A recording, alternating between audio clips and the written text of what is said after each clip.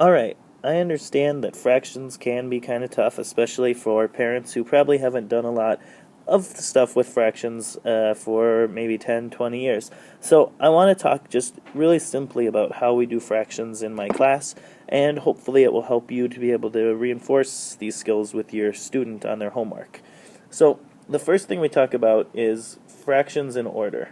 So as we talk about fractions, and we talk about which is big and which is small, the biggest thing that we talk about is the denominator. So if we have 1/3, 1/4, 1/5, and 1/6, the denominator is the bottom number. So when we talk about that, if the top number, the numerator, is the same, then as long as the bottom number is changing, the smallest number is going to be the biggest fraction. So 1/3 is a bigger fraction than 1/6.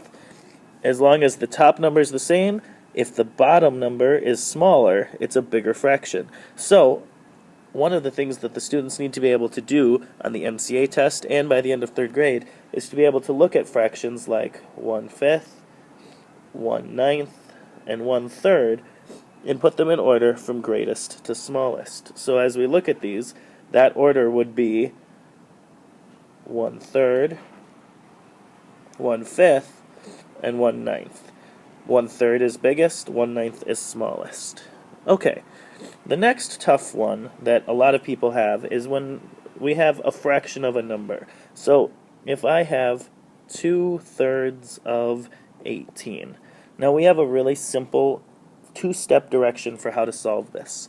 The first step is divide by the bottom. And when we say divide by the bottom, what we're really saying is taking 18 and dividing by 3. So I have this little line here, and I like to put the dots here to get the kids to see that it's like a division symbol. So 18 divided by 3 is 6. And then that brings us to the second step, which is multiply by the top. So we say divide by the bottom, multiply by the top. So now that I have my answer, 18 divided by 6, or 18 divided by 3 is 6, then we take 6 times, we can look at it as like an x, times 2. So 6 times 2 is 12, 2/3 of 18 is 12.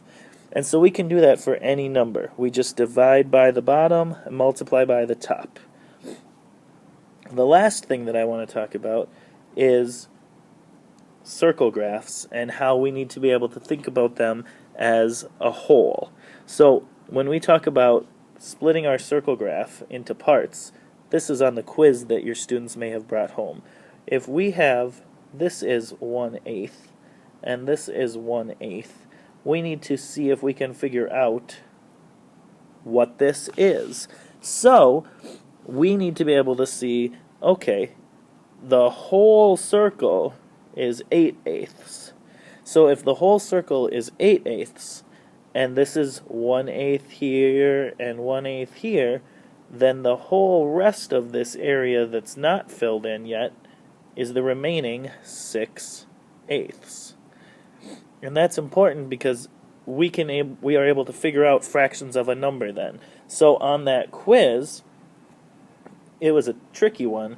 It showed 1/3, 1/3 here, and it asked the students to figure out how many if there was 42 of a total number.